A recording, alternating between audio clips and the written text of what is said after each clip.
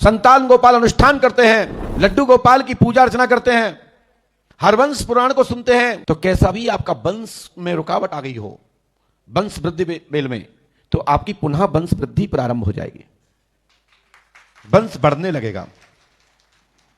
तो उस अवस्था में जिनके घर में वंश चलना बंद हो रहा है या हो गया है, तो उसके लिए उपाय क्या है? तो उसके लिए एक साधारण सा उपाय है, टोटका भी है और एक अनुष्ठान भी। आप एक पाखर का पेड़ लगाइए, पाखर का पेड़ वृक्ष पौधा लाइए, किसी भी मंदिर प्रांगण में वहां के पुजारी पंडा से पूछ करके जगह मांग करके आप बरगद का पेड़ लगाइए। मैं गारंटी देता हूं, जैसे बरगद यानी पाखर तरी बढ़ते हैं ना, जटाएं जैसे उनकी जमीन में गिरती है तो एक दूसरा पेड़ तैयार हो जाता है, बस उस पर मट्टी चढ़ाने की जरूरत है। ऐसे ही मैं गारंटी देता हूं आपकी अमर बेल हो जाएगी। आपके वंश में कभी भी नीचे कभी भी आपके घर में वंश नहीं रुकेगा। बस उसको शिक्षा देना कि गौ ब्राह्मण और पीपल को मानते रहना, पीपल की पूजा, वट वृक्ष की पूजा आप करिए।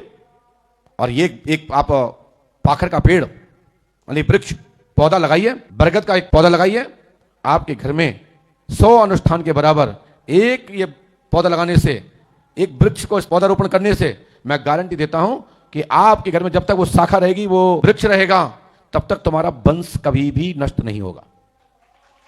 ये इसमें कोई बहुत बड़ा अनुष्ठान नहीं है, ये बस लगा करके उसको 4 से 5 महीने देखभाल करना है, जल डालना है, कुछ उसको घेराबंदी करना है जिससे कि वो कोई तोड़ ना दे, कोई खा ना ले, उसको नष्ट ना कर दे, कोई उखाड़ ना दे।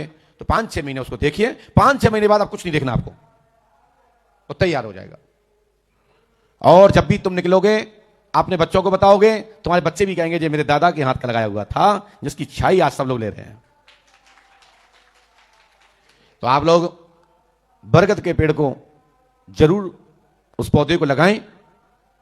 आपके घर में कभी संतान से वंचित तुम्हारा परिवार नहीं होगा, खूब अच्छी संतान होगी, विशाल वट वृक्ष के समान तुम्हारे घर की ख्याति बढ़ेगी, खूब प्रकाशमान बड़ा साम्राज्य वाली संतान आपके घर में जन्म लेगी। जब भी तुम्हारे घर पे भी आरती हो रही हो, कान में शंख झालर की आवाज आ जाए, घंटी की आवाज आ जाए, तो जहां बैठे हैं वहां खड़े होकर के प्रणाम जरूर करना चाहिए। लेकिन यहां की नहीं कह रहा हूं, यहां नहीं करना है, हमें पता है हो जाओगे खड़े, ये घर पे करना है। कोई भी देवता हो, हनुमान जी हो, दुर्गा जी हो, काली जी हो, शंकर जी हो, हाथीबांधी महाराज हो, या करके पूर्वज कोई देवी देवता हो, उसके साथ मजाक मत करो।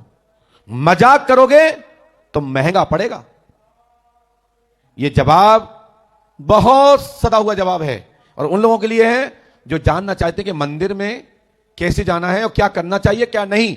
तो वहां धक्के से भी बचना है और धक्के खाकर गुस्सा नहीं होना है। यदि धक्का लग गया तो गुस्सा मत हो, क्योंकि तुम्हारा प्रायश्चित, ये कहो कि मंदिर में धक्का ही लगा है। यदि चौराहे पे किसी ने जूता मारा होता तो गोलियां चल जाती, पैसा लाखों बर्बाद हो जाएगा और मान सम्मान बिगड़ जाएगा, और सुबह ही प्रसारण पेपर में, इलेक्ट्रॉनिक मीडिया में हो जाएगा कि फलाने ने फलाने में जूता मारा। तो आपका मंदिर में या तीर्थ में धक्का लग गया तो आप भगवान से कहो, भगवान आपका धन्यवाद कि आपने मुझे धक्के में ही बचा लिया, जूते घलने से बचा लिया, शीश कलम होने से बचा लिया, मान प्रतिष्ठा से बचा लिया, इज्जत लुटने से बचा लिया। जो कुछ हुआ हमारे भाई ने तो बोला, हमारे भाई ने तो धक्का दे दिया, धोखे से लग गया या दे दिया, तो ये समझो भगवान की इच्छा से हुआ है आपको प्रायश्चित करने का। और तुम्हारा अहंकार, तुम्हारा घमंड खत्म करने के लिए भगवान के मंदिर परिसर में हुआ है। तो ये भगवान की कृपा समझिए, क्योंकि आप मांगने ही आए कि मेरी शत्रु से रक्षा हो, क्योंकि शत्रु तो तुम्हें मारेगा। लेकिन भगवान ने कहा जो मेरे पास आ गया तो उसको टाला तो खत्म तो नहीं किया जा सकता, चलो उसका तरीका है कि इसके माध्यम से इसको झुका देता हूं। लेकिन आप जब पलट के आ जाते हो मंदिर में जवाब देने के लिए, तो भगवान कहता है कि ठीक है, इसको बाहर ही धक्के खाने दो, क्योंकि इसके अंदर अभी भी अकड़ है।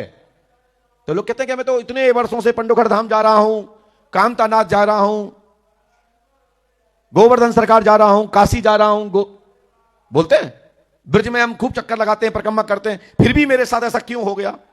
अरे हो गया, लेकिन आप कल्पना करो उससे कुछ तुम्हारा कुछ बिगड़ा? यदि नहीं बिगड़ा तो ये भगवान की कृपा है।